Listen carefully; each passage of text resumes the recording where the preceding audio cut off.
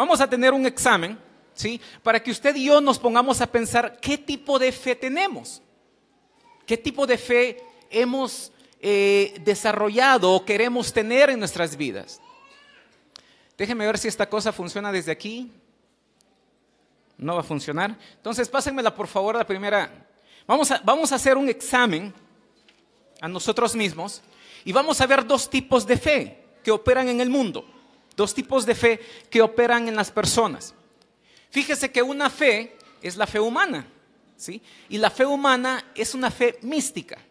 Esa fe mística está basada en ídolos, en tradiciones, está basada en lo que yo puedo ver, lo que yo puedo palpar, la materia, ¿sí?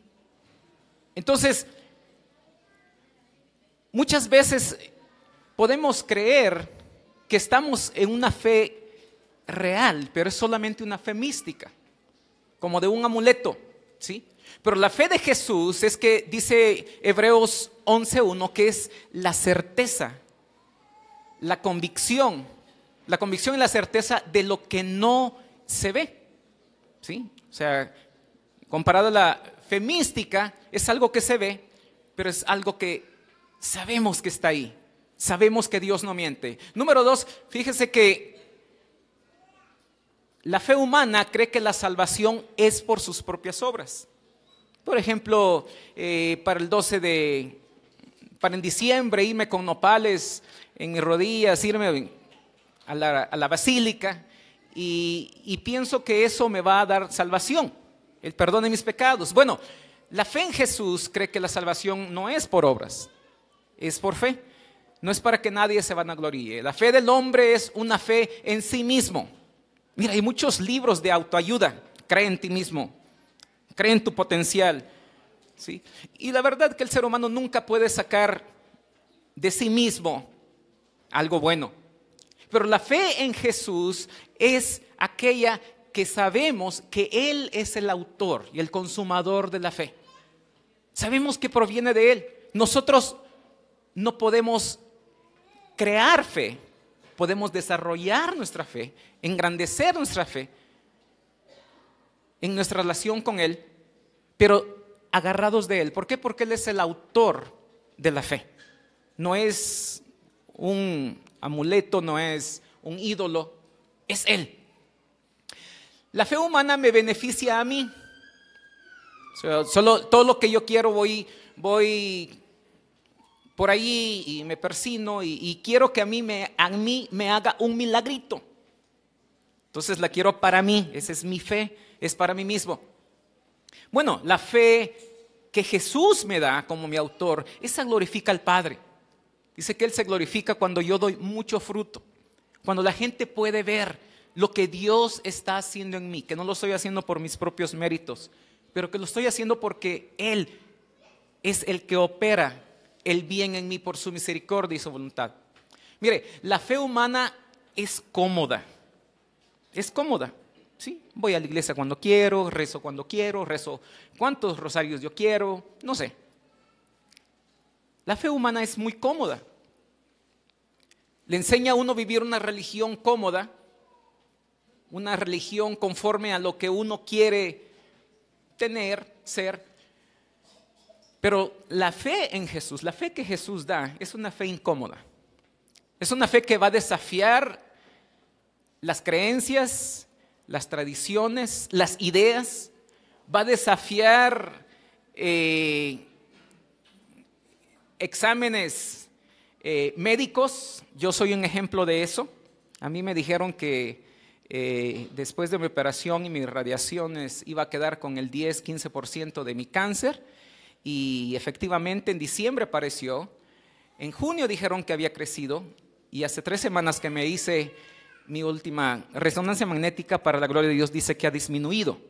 Esa es la fe que Jesús da y que produce, que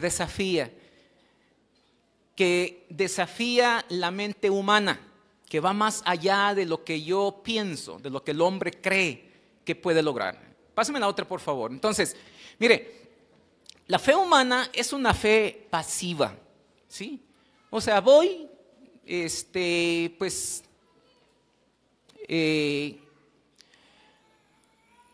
voy a la iglesia, pongo unas velitas y me voy para la hamaca a esperar mi milagrito. ¿Sí? Y no, pues ahí cuando el santito se acuerde de mí, ¿verdad? ¿Sabe? Dios siempre se acuerda de usted. Dice el Salmo 40, aunque pobre, solo y afligido esté Jehová, pensará en mí. ¡Qué bendición! Entonces, pero la fe en Jesús es una fe activa. ¿Sí? De hecho, la Biblia dice que la fe sin obras es muerta. No es que por obras nos salvamos, pero somos salvos para buenas obras. Entonces, la fe en Jesús es una fe activa. Mire, la fe humana es transferible. Es que mi papá fue católico, yo soy católico y voy a morir católico. Entonces, es transferible, ¿sí? Pero la fe en Cristo no es herencia. ¿Sabe usted que Dios no tiene sobrinos ni nietos? Tiene hijos. ¿Cuántos son hijos de Dios aquí? Usted y yo somos hijos de Dios, no tiene nietos, no tiene sobrinos, ¿sí? La fe que Jesús da, ¿sí? No se hereda. Bueno, usted y yo la podemos inspirar, podemos ayudar a otros a crecer en fe, pero no podemos transferirla. ¿Cómo va con el examen? ¿Va bien con el examen? ¿Vamos bien? Bueno, entonces, la fe humana, número 9, la fe humana agrada a los hombres, ¿sí? Agrada a los hombres. ¿Por qué? Porque son obras. No sabe usted cuánto me tocó irme de rodillas para la basílica. No sabe cuántos rosarios hice, no sabe cuántos Aves María. No sé, la fe agrada. ¡Wow! ¡Qué espiritual!, ¿verdad? ¡Qué religioso! No sabe cuánto di de limosna. ¿Sí? ¿Damos limosna aquí en la iglesia? No, allá en la otra sí, ¿verdad? Aquí no. Aquí damos ofrenda con amor, generosa. ¿Cuántos dicen amén? Bueno, unos pocos. Entonces, mire, la fe de Jesús no agrada al humano, agrada a Dios. Dice Hebreos 11:6, pero sin fe es imposible agradar a Dios. Wow, qué interesante. Imposible agradar a Dios, porque es necesario que aquel que se acerca a Él le cree que le haya. Entonces, la fe humana no agrada a Dios, pero la fe en Cristo Jesús, esa sí agrada a Dios. Mire, número 10, una fe simple pasa desapercibida. Es decir, nadie se da cuenta. ¿Sí? Es la casualidad a la que se encomiendan, es a la suerte que se encomiendan. Bueno, pero la fe que produce Jesús es incómoda. Y 12, la fe humana es inofensiva. No afecta. ¿Sí? Tú ten tu fe, yo tengo mi fe, tú métete con tu ídolo, yo le oro a mi ídolo, cada quien con su ídolo y somos felices. No incomoda a nadie. La fe en Jesús es una fe peligrosa y va a incomodar. Y de eso es lo que se trata esta serie.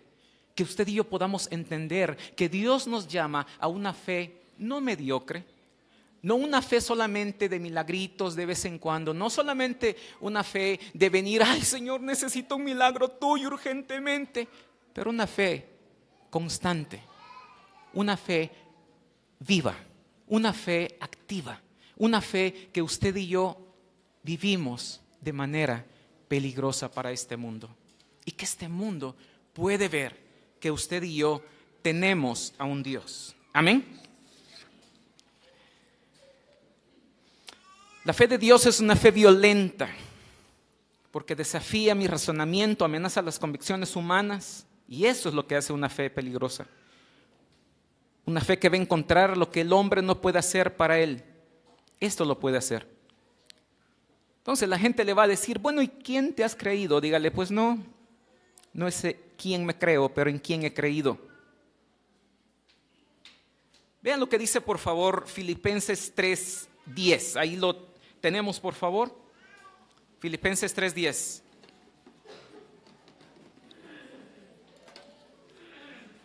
Fíjese que en la fe peligrosa que los apóstoles vivían, este era el concepto que ellos tenían de su caminar con Dios. ¿Sí?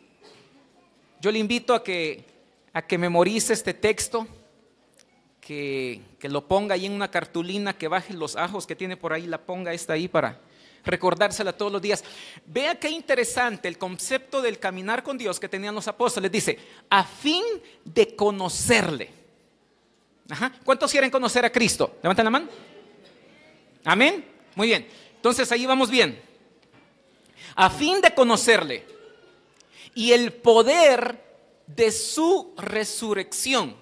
¿Sabe? El mismo poder que operó en Jesús a la hora de resucitarlo es el mismo poder que opera en la vida de aquel que le cree a Dios.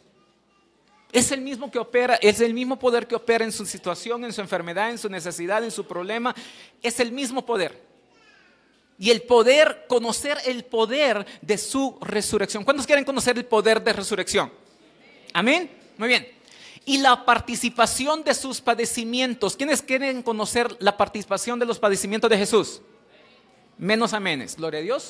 Y llegando a ser semejante a Él en su muerte. ¿Cuántos quieren ser semejantes a la muerte de Cristo? Menos amenes. No se preocupe, es un proceso. ¿Ya vio el proceso? Son 4 pasos. No se preocupe. Ahorita no se preocupe, pero mañana sí, porque es un proceso. Primero, usted y yo vamos a conocer a Cristo. ¿Ok? Cuando yo conozco a Cristo, yo sé a quien adoro. Yo sé que mi fe proviene de Él. Yo sé que mi fe va a incomodar a otros. Yo sé para quién vivo, yo sé para quién hago lo que hago. Entonces, a fin de conocerle, número 1, ese es el proceso. Número 2, y el poder de su resurrección. Yo puedo conocer su poder, puedo experimentarlo en mi vida diaria. Para mí no hay diferencia entre domingo de adoración como lunes de trabajo. Para Dios, todos los días son del Señor, amén. Todos los días, ¿sí? Tan espiritual es el domingo como el lunes. En mis finanzas, en mis relaciones, en mi trabajo, en todo lo que yo hago, no es secular, es espiritual. Dios también está ahí. Entonces, lo puedo experimentar, su poder en mi vida. Número 2, puedo participar, ¿sí?, en sus padecimientos, en la persecución. Fíjese qué alarmantes son las estadísticas sobre el bullying en las escuelas. ¿Sabe usted que hay bullying en la iglesia? ¿Hay bullying evangélico? Muchas veces nos burlamos, muchas veces no entendemos que Dios, cada uno de nosotros somos únicos, que cada uno de nosotros Dios nos ha creado para tener una relación única y personal con Él. Muchas veces queremos que el otro ore como yo oro. Muchas veces queremos que cante como yo cante, ¿sí?, que brinque como yo brinque. Una vez en Guatemala me dijeron, es que si no está danzando, no está alabando a Dios, me dijo. Me salí mejor, porque uno estaba alabando a Dios ahí. Y muchas veces hay también ese tipo de persecución. Tenemos que inspirar fe y motivar la fe, pero no podemos imponerle nuestra misma propia fe a alguien más. Entonces dice, y llegando a ser semejante a Él en su muerte. ¿Qué es semejante a Él en su muerte? Es morir aquellas cosas que yo necesito morir para ser más como Él, para que la gente pueda ver el carácter de Cristo en mí. Pero yo necesito aprender a morir. Y yo tengo que morir.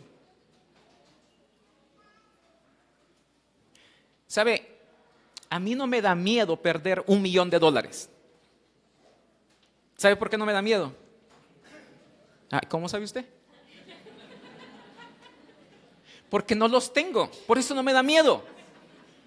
Si yo no he muerto mi vieja naturaleza,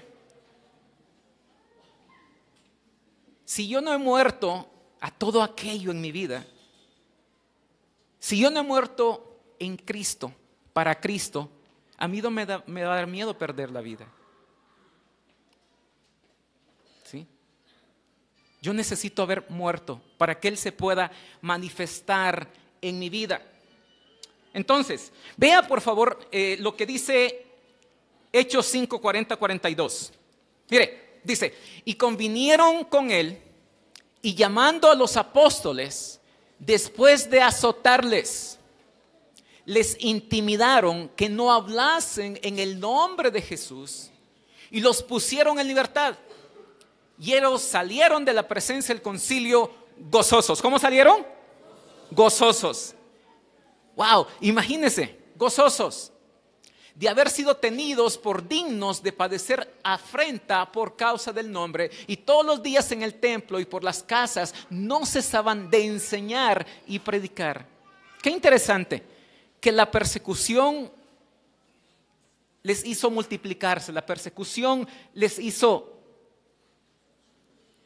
buscar más a Dios. El año pasado leí un libro que se llama El testimonio de la vida del hermano Jung. Y este hermano en China, preso muchas veces, golpeado. Mire, es increíble todo lo que este hermano pasó y cómo Dios lo fortaleció. Después de esas veces que se escapaba de la cárcel, se tiraba desde la segunda planta, salía, los soldados no lo veían, diferentes cosas. Una vez que sale, se encuentra con unos misioneros norteamericanos y platicando su testimonio y contando todo lo que él padecía por Jesús. Le dice, hermano, estamos orando por el gobierno chino para que Dios abra las puertas, se abran las puertas para el evangelio tenga libertad para ser predicado. Y dice, no hermano, por favor no ore eso, porque eso es lo que nos hace fuertes. Mejor ore por nosotros, por espaldas fuertes. Y eso es muchas veces lo que necesitamos. Somos fáciles para huir del dolor, del sufrimiento, de la persecución. No, a mí no, Señor. ¿Sabe? Y la gracia de Dios no es que no vamos a pasar por todo eso. La gracia de Dios es que su presencia, la presencia de Dios nos va a acompañar. Prefiera mejor estar con Cristo en una crisis que sin crisis y sin Cristo. Vea a esta gente. Vea a esta gente gozosa. O sea, de repente salían caminando y, oye, ¿cuántos latigazos te dieron? No, a mí me dieron 20. Ay, te gano, a mí me dieron 30. Salieron gozosos. Ese era el gozo que había en ellos. ¿Por qué? Por haber sido tenidos dignos de haber padecido afrenta por el nombre de Jesús. Por haber padecido afrenta por el nombre de Jesús. Dios quiere llevarlo a usted y a mí a un nivel diferente de fe, pero no una fe mística, no una fe humana, no una fe religiosa, pero una fe peligrosa. Una fe que la gente pueda ver, una gente de que la gente diga, wow, yo quiero tener ese tipo de fe. Yo quiero tener ese tipo de creencia. Un tipo de fe que nos haga como iglesia ser una iglesia irresistible. Que diga, wow, yo quiero ser parte de esa iglesia. Yo quiero ir a esa iglesia.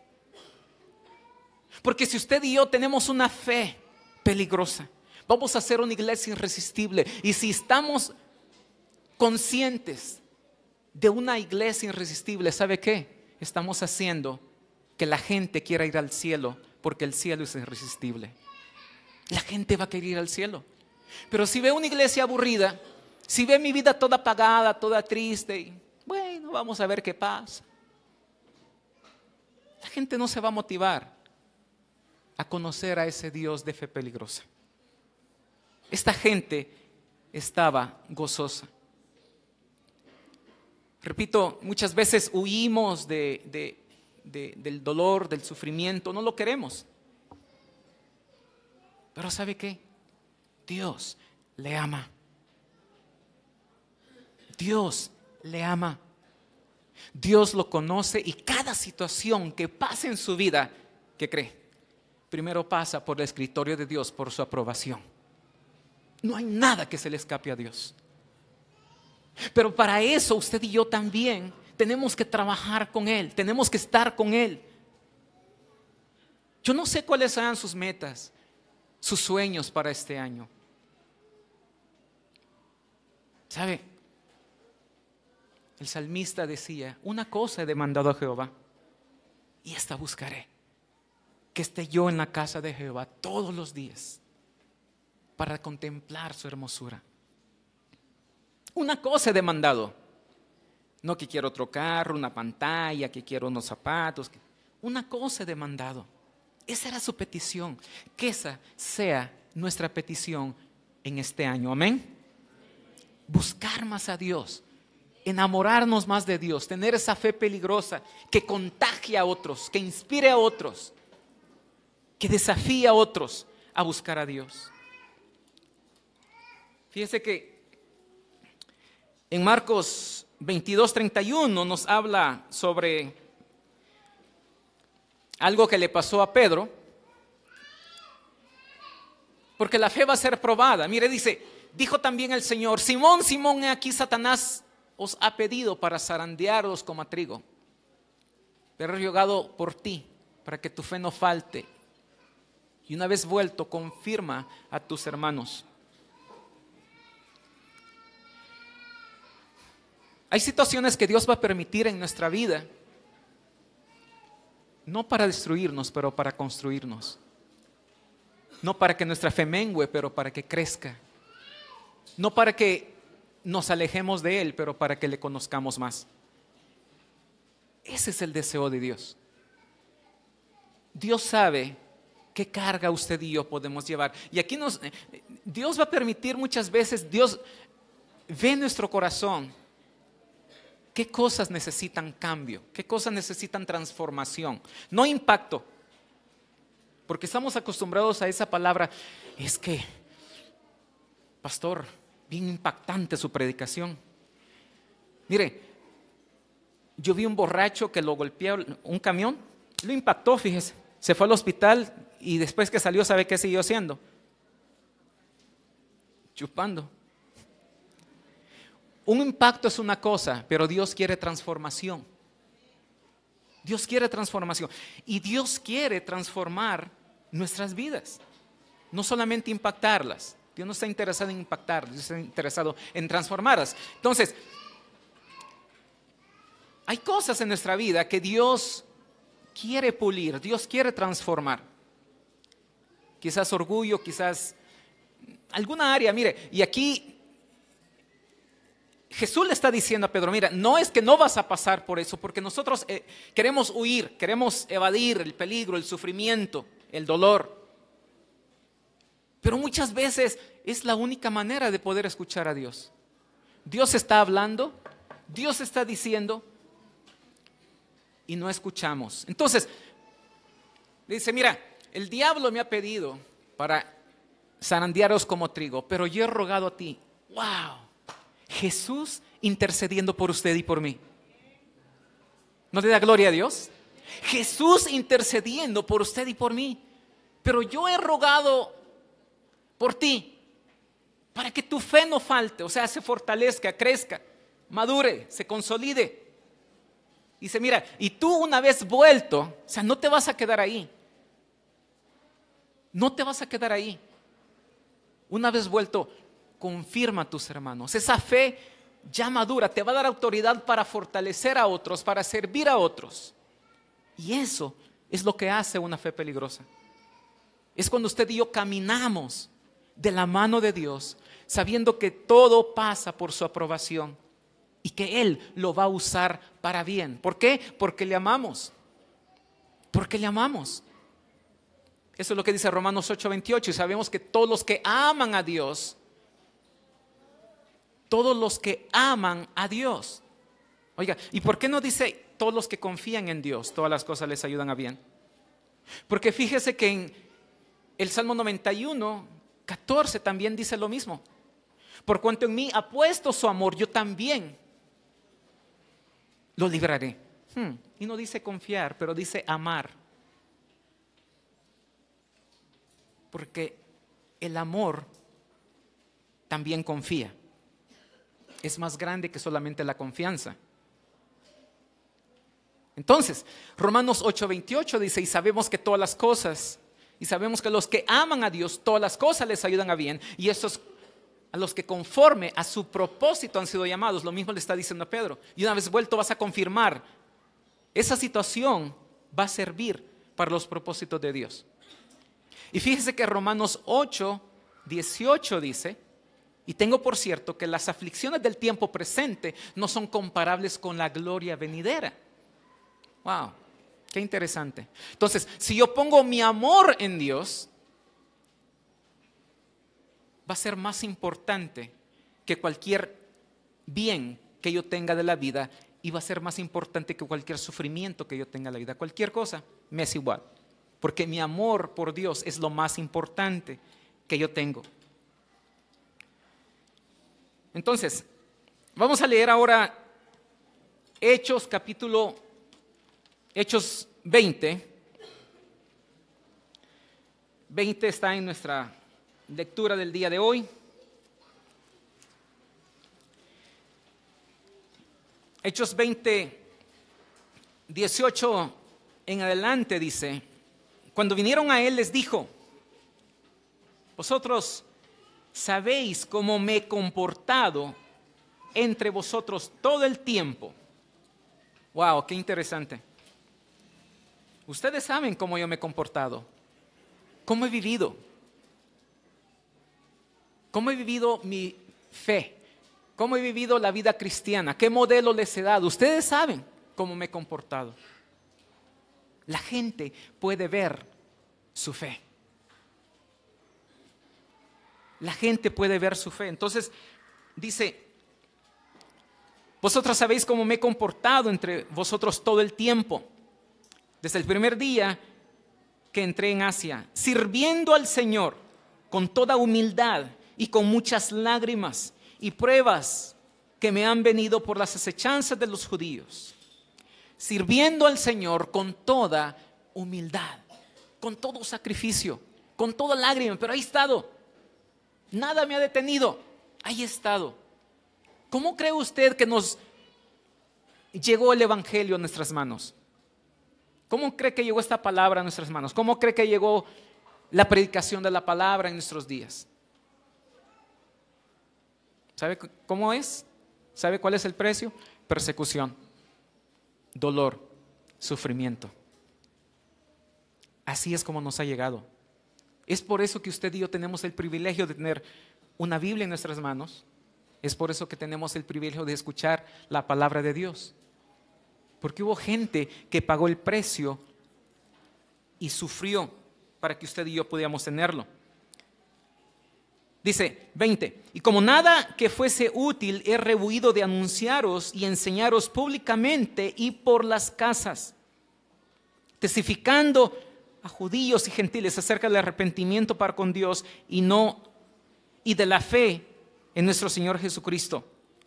Testificando a judíos y a gentiles acerca del arrepentimiento para con Dios y de la fe de nuestro Señor Jesucristo. Es muy triste como hoy en día mucha gente se deja engañar por doctrinas falsas, por doctrinas que son comezón de oír, doctrinas de prosperidad, de iglesia emergente, no sé. Y muchas doctrinas que andan por ahí y la gente le gusta su comezón de oír, su cosquillita ahí de oír. Ay, qué bonito hablan, qué bonito dicen. ¿Sí? ¿Por qué? Porque no los llama al arrepentimiento, no los llama a un compromiso. Pero un evangelio diluido no transforma las vidas. Quizás las puede impactar un rato. La Biblia dice, porque no me avergüenzo del evangelio, porque es poder de Dios para salvación, para todo aquel que en él cree. O sea, poder de Dios para transformación.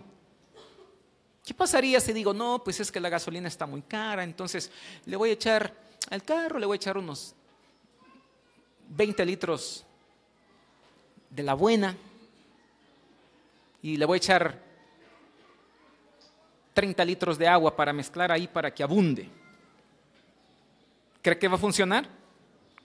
El evangelio diluido no funciona para la transformación del ser humano. Pablo está diciendo aquí y dice, testificando a judíos y gentiles acerca del arrepentimiento para con Dios y de la fe en nuestro Señor Jesucristo. Ahora, he aquí ligado yo en espíritu, voy a Jerusalén sin saber lo que allá me ha de acontecer, sin saber lo que allá me ha de acontecer, salvo que el Espíritu por todas las ciudades me da testimonio, diciendo que me esperan prisiones y tribulaciones. Mire qué bonito. Iban dos jóvenes misioneras a una ciudad en Irak y la agencia misionera que las estaba enviando le dice, oigan, ¿pero por qué van? Se acaban de matar los últimos misioneros que habían ahí. Dice, por eso vamos, porque no hay. El que usted y yo podamos entender, el poder vivir para Jesús, el poder vivir de acuerdo a todo el evangelio de Jesucristo es cuando nos va a hacer vivir una fe peligrosa, para dar testimonio. Dice, me esperan prisiones y tribulaciones, pero de ninguna cosa hago caso, ni estimo preciosa mi vida para mí mismo, con tal que acabe mi carrera con gozo y el ministerio que recibí del Señor Jesús para dar testimonio del evangelio de la gracia. Y ahora aquí, yo sé que ninguno de todos vosotros en quienes he pasado predicando el reino de Dios verá más mi rostro. Dice, por ninguna cosa hago caso. ¿A qué le hace caso usted? ¿A la economía? ¿A su salud? ¿A su familia? ¿Qué es más importante en su vida que el evangelio? Que vivir y pagar el precio para vivir una fe peligrosa. Una fe que realmente hace una diferencia. No una fe común, religiosa, pero una fe milagrosa, una fe peligrosa. Dice, yo no me importa, de ninguna cosa hago caso. Versículo 28, por tanto, mirad por vosotros y por todo el rebaño en el Espíritu Santo, que el Espíritu Santo os ha puesto por obispos, para apacentar la iglesia del Señor, la cual ganó por su propia sangre. Porque yo sé que después de mi partida entrarán en medio de vosotros lobos rapaces, que no perdonarán el rebaño. Falsas doctrinas, falsos profetas, falsos maestros. Versículo 30. Y de vosotros mismos se levantarán hombres que hablen cosas perversas para arrastrar tras sí a los discípulos.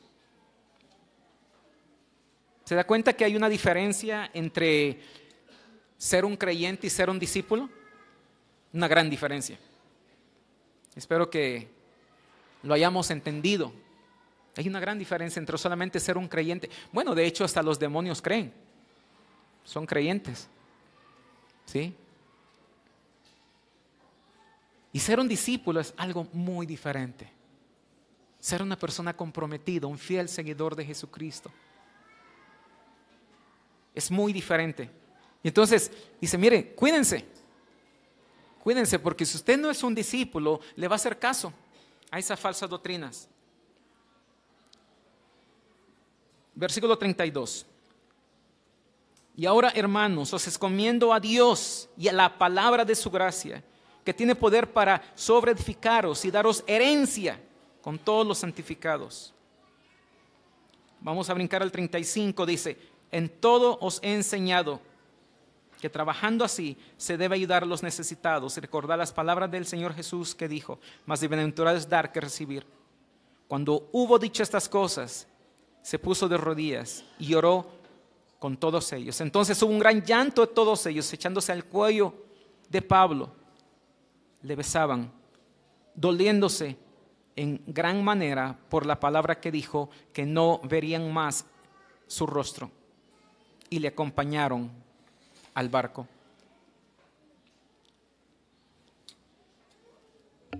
Usted y yo no sabemos con certeza qué va a pasar este año. No sabemos con certeza qué va a pasar el otro mes, la otra semana. Tenemos idea, tenemos trabajo, tenemos actividades, pero no sabemos qué nos espera. Pablo, él sabía lo que le esperaba. Le esperaba persecución, le esperaba dolor, le esperaba sufrimiento por el evangelio. ¿Sí? Y él estaba dispuesto a pagar el precio. La pregunta es, ¿estamos usted y yo dispuestos a pagar el precio? Y no necesariamente que quizás nos vamos a ir a un estado en Chiapas o a una comunidad aquí que nos pongan una pistola para que neguemos el nombre de Jesús. Pero día con día, negar el nombre de Jesús con nuestros hechos, con nuestro comportamiento, con nuestra vida, con nuestras palabras. ¿Qué va a pasar este año? ¿Será que nuestra fe va a crecer? ¿Será que nuestra fe la vamos a rendir al Señor y decir, Señor, realmente tengo una fe producida por el autor y el consumador de ella, Jesús? ¿O es una fe mística? Es una fe inofensiva. Es una fe cómoda. Es una fe que yo escojo cómo vivirla. ¿Qué va a pasar en este año con mi vida? Porque dependiendo de eso, es que mi vida espiritual va a florecer. Dependiendo de esa fe, es que mi vida va a marcar una diferencia, viviendo una fe peligrosa. Pero, ¿cómo puedo hacer para que esa fe se desarrolle en mí? ¿Cómo poder agarrar de esa fe de la cual yo puedo echar mano? Bueno, número uno, usted sabe que esa fe solamente es producida por Jesús, entonces tengo que estar en una relación constante con Él. Tengo que estar en una relación constante con Él. No solamente una relación de fe de milagritos. Es que hoy necesito. La oración la hemos hecho como un sinónimo de problema, de necesidad. Tengo un problema, ora. Tengo una necesidad, ora. ¿Me siento feliz? También ora. ¿Tengo prosperidad? También ora. Amén. En todo tiempo tenemos que orar. ¿Sí? Tenemos que orar. Entonces, esa fe se consolida, esa fe la obtengo por medio de estar en una relación constante con mi Dios. Platicando con Él. Mire, el pastor está proveyendo un recurso maravilloso, los 21 días de ayuno ahorita van a pasar a avisar, ¿verdad? Entrémosle. Es un maravilloso recurso para crecer en nuestra fe, personal y como familia.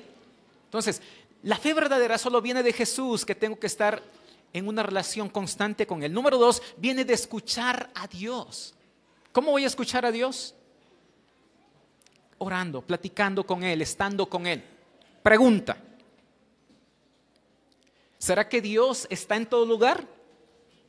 Sí, Dios está en todo lugar. Segunda pregunta: ¿será que Dios se manifiesta en todo lugar? No. O sea, yo no me voy a ir a la cantina a decir, ay, es que tengo muchas deudas y me quiero suicidar, y en la cantina me voy a poner a chupar y a orar. Dios está en todo lugar, pero no se manifiesta en todo lugar. Ajá. Entonces, dice la Biblia en Romanos 10:17, así que la fe es por el oír, y el oír la palabra de Dios.